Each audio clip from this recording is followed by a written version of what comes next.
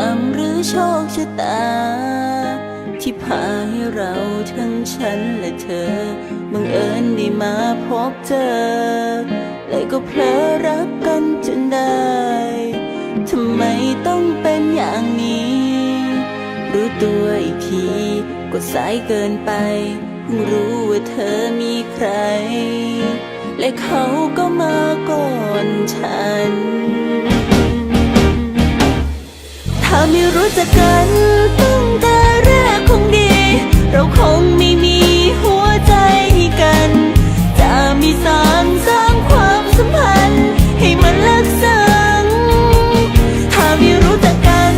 ตั้งแต่แรกคงดีจะได้ไม่มีเธอไว้เป็นที่หนึ่งแต่ตอนนี้ความรักมันฝังรากยังถึงก้นบังของหัวใจ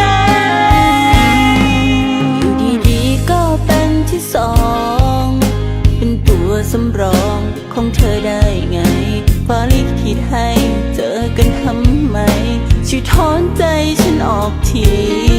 โชคชะตาพาเราพบกัน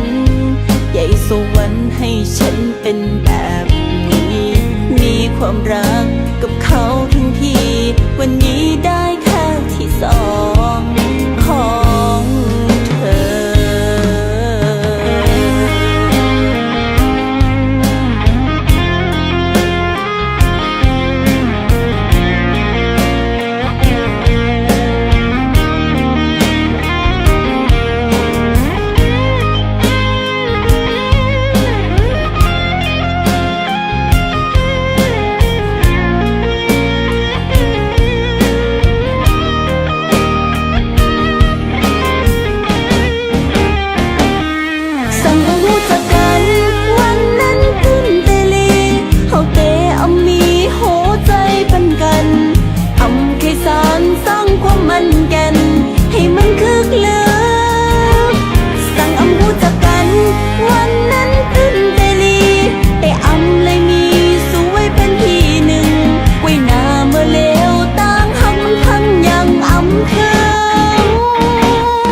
ถ้าไม่รู้